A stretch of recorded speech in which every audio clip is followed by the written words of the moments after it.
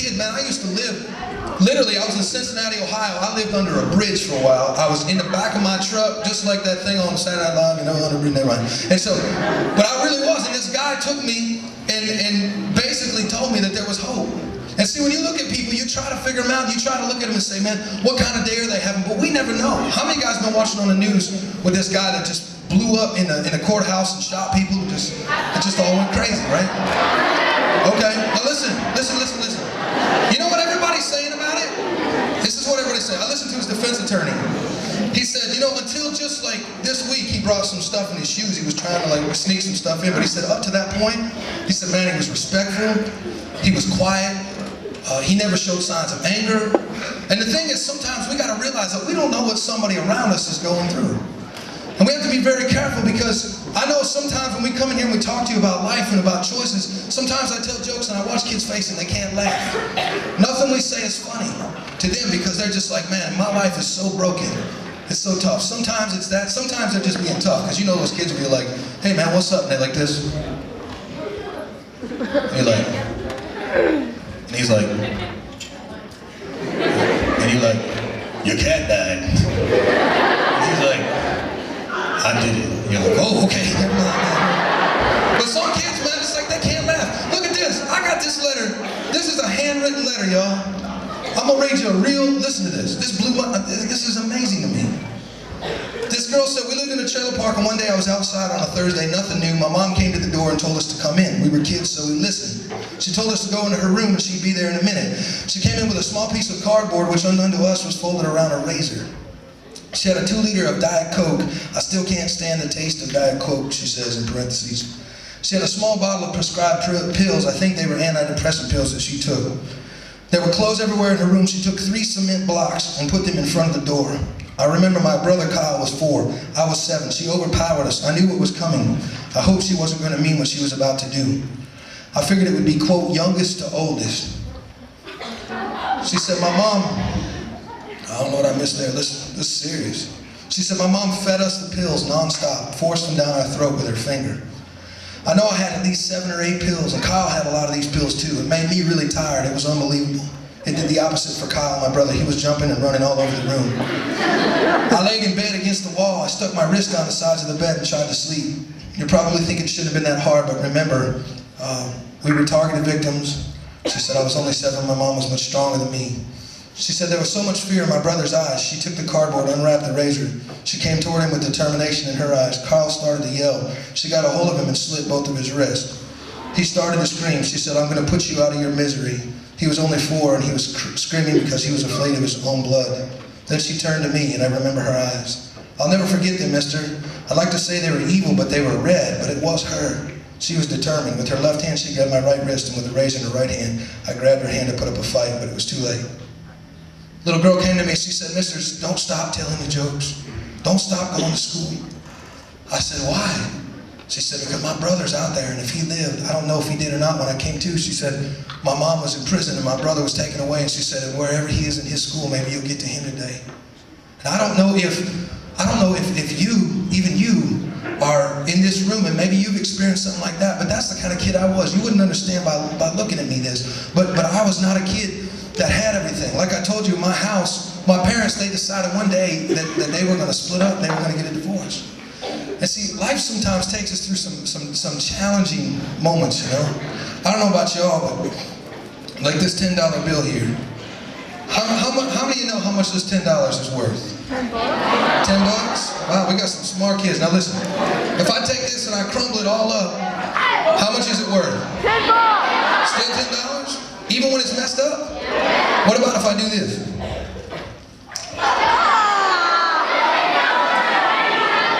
Man, that's nasty, dude. I think somebody been sitting on that. One time, man, I didn't have no money. I asked a girl in the crowd, I was like, can I borrow your $20? She was like, yeah. She gave me her $20, and I did that, and I acted like I swallowed it. I was like, She looks at me, she's like, give me my money back. I said, I can, girl. I don't have to wait for a few days. That's sick, ain't it? I wouldn't really do that, though. You know why? Because it might come out and change. That would hurt. It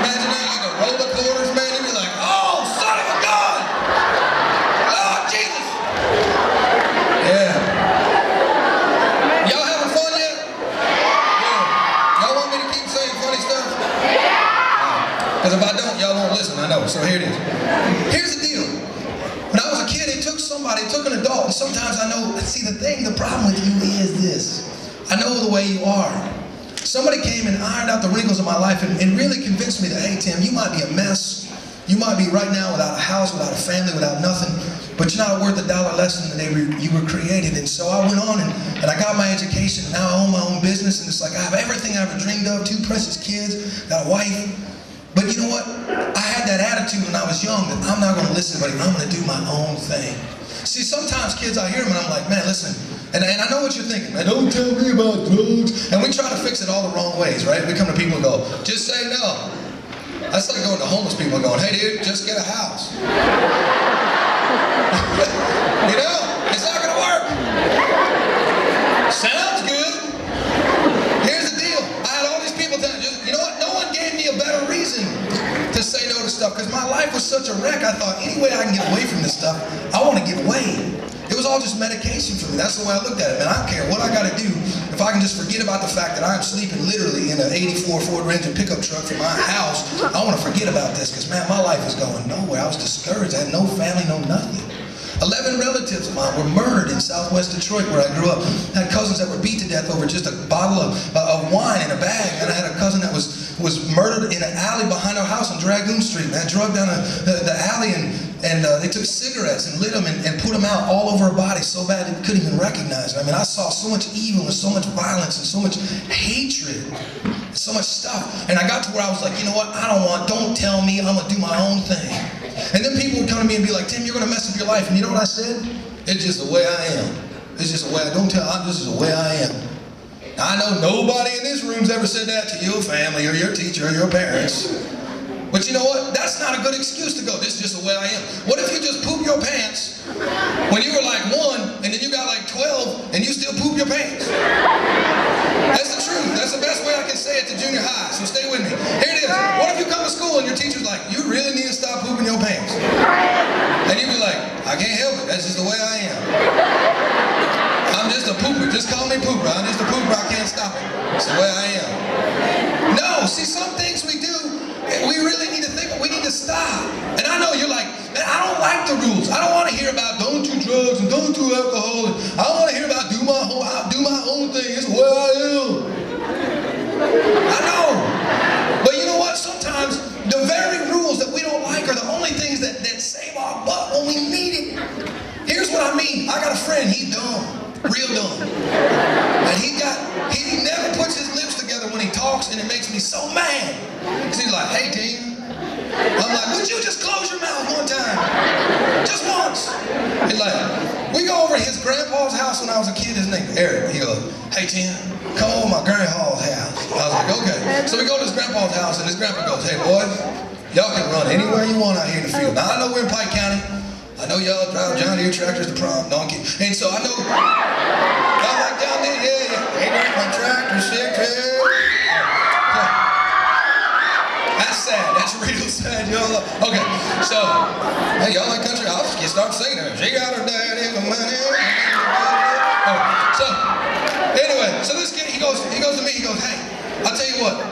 His grandpa goes, y'all can play anywhere on the farm, but don't go in that one field with that bull. And that bull will mess you up. And Eric looked at me and he goes, okay. And I was like, that ain't a good okay. We about to do whatever we want, okay. And I was like, man, I hope he's right. And he looks at me, he goes, I got an idea, man.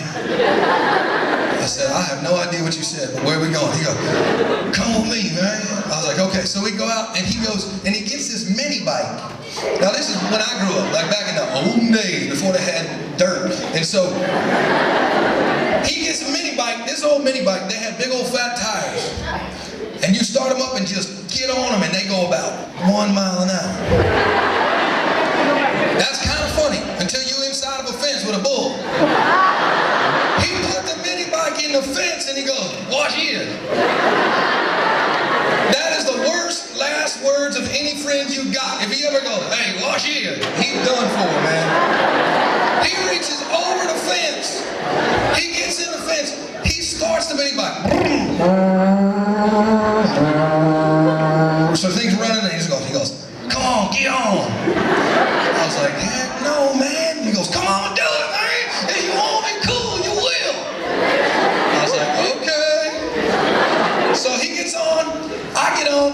behind Eric. I got my arms around him.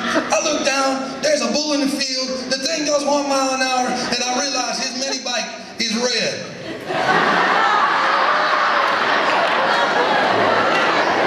That ain't funny either. Y'all stop laughing about all this stuff. It ain't funny. We're going across the field about 1 mile an hour, and this bull started talking to me, man. I'm telling you, I heard him. He was like, I'm Diablo.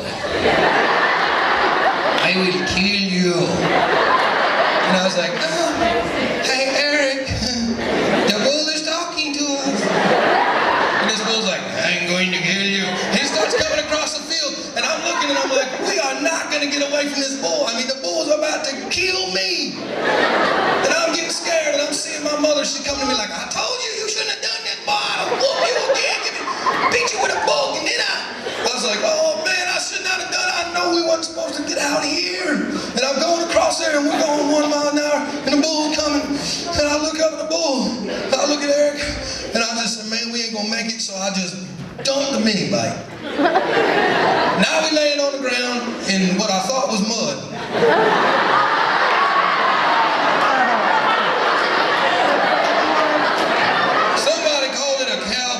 But it ain't like pecan pie, I promise you. So I'm laying there, I get up off this thing, and this mini bike's still like, it's still going, but it's just sideways, so it ain't going nowhere. And Eric's on the bike like, what are you doing for? So I'm sitting there, and I don't know what to do. So I started thinking, what am I gonna do now? I mean, I can't outrun the bull, you know what I mean? Bulls are fast. I was like, oh, he's gonna kill me. And I'm looking, he's still coming like, I told you so, I'm Diablo. I was like, dude, Diablo's coming, man. Diablo coming. And I'm getting scared and scared. And then I realized, man, I don't have to outrun the bull. I just gotta outrun Eric. You know what I'm saying? Yeah. I just took off, man. Eric got up, I tripped him, I was like, oh, sorry, man. I'm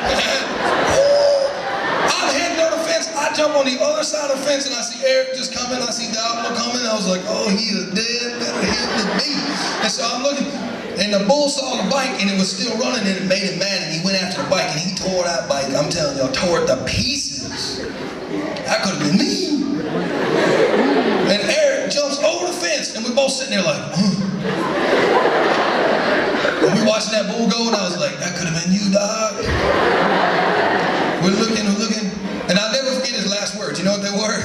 I said, man, that's crazy. He looks at me, he goes, I know. He goes, I'm gonna do it again. Now I know you're sitting there going, why is this old fool telling me stupid stories like this? You know why? Because the fence was the very thing that I thought was keeping me from going and having a good time and doing what I wanted to do, because I want to do my own thing, because that's the way I am. But the fence was the only thing that saved my neck when I needed it. Do you know 80% of girls that get pregnant, 80% of girls get pregnant, school-age girls, do so under the influence of either drugs or alcohol? I talked to a girl this week. Listen.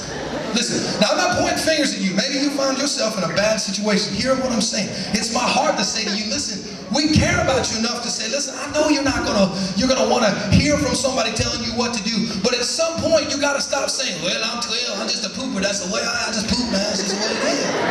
You gotta start saying, what are my choices? And you go, well, man, I made a mistake. I made a mistake. I'm like, no.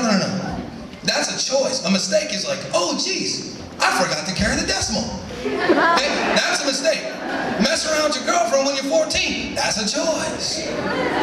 That's good right there. I don't care who you are. That's good right there. Here's the deal. Ooh, it's getting close. Now listen, why do I tell you this? Shh, listen, you know why I tell you this? Because I got a wife, and I got 2 babies now. And they teach me so much about life. My son is crazy. I took him to church. He scribbled on an angel and put fangs on it. Ain't so true. Scared me to death. I was like, what are you doing? He goes, it's a dirty angel. Ain't funny. My little daughter, she crazy too, man. She is honest. She's 5 years old. She will say whatever the heck she wants to say, man. 5 years old, you know that thing in your head that goes, hey, Don't say that. Hers is broke. No lie. She just walks up to people in the store, man. They be sitting there, you know, smoking a cigarette. She fine. She be like, oh, you're gonna die. That's gonna kill you. I'm like, oh my God. I mean, she's just honest, man. She is. I put her to bed one night. She made me so mad. She goes, I got teeth. Chad has teeth and Mama has teeth. You got crooked teeth. I was like, no, I didn't do that. And so, she gets away with everything because she's a girl, man, so I'm just nice to her, and she gets away with everything. But one day, she got me in all kind of trouble, man. We were standing right there with my wife, and she goes, you right, Dad. Mama is getting kind of chubby. I was like, no! Take it back! Please! I didn't even get a hug for a week, man. I'm telling you nothing. She got a... Hey, y'all, shut up. You don't know. She got a baby, though. She got the cutest... She got these little babies, but she got one that she got from my grandma. It's her great-grandma. And I call it the big booty baby, man. It's missing an eye, and it's the weirdest thing. I've never seen anything like it. The booty is this big, and the head is this big. It's the funniest looking baby you ever saw in your life. And so she carries this baby around, man. And I was like, you like your big booty baby? She goes, it's comfortable. I was like, oh, she's using it for a pillow. That's why she likes it, man. She been laying on the booty, man. Well, man, this booty, I'm telling you, the big booty baby was like her own baby. I'm telling you, for real, it was like family to us. We get on a plane in Detroit, and all of a sudden she looks over at my wife and she starts crying. And I was like, why is she crying? And my wife's like, I don't know. And I said, where's the baby? She goes, oh my God. I said, what? She said, I think that's why she's crying. I said, she did not lose the big booty. My wife was like, I think she lost the booty, man. So I look over at her and I was like, Rainey, where's your baby? She's like, oh no, I think I left the big booty baby. I can't live without my baby. And I was like, oh my gosh, I mean, like, this is family to us, man. I mean, I'm getting sad. I start tearing up. My wife's like, you crying over the booty? I was like, no, I got stuff in my eye. What are you talking about? I don't cry. I never cry. My daughter looks up at me. She changed my life forever, man. She looked at me. She goes, Daddy. And I said, Rainey, I don't know how to tell you this. It's the first time in my life. You're only 5. I don't know how to tell you. Daddy can always fix it. I can't fix it. And she looks at me. She goes, that's right. Thanks for helping me cry. Is that the coolest thing ever? You know what? Today, I would be arrogant to say I could fix your problem. But here's what I'm saying. Today, if you're in this room and you're like me and you grew up and you just lost a lot of stuff, man. Maybe you don't come to school and find yourself happy. Maybe you can't laugh at a joke or you're not having fun. I want to encourage you guys, listen, find somebody to talk to. Your teachers and your principals care enough to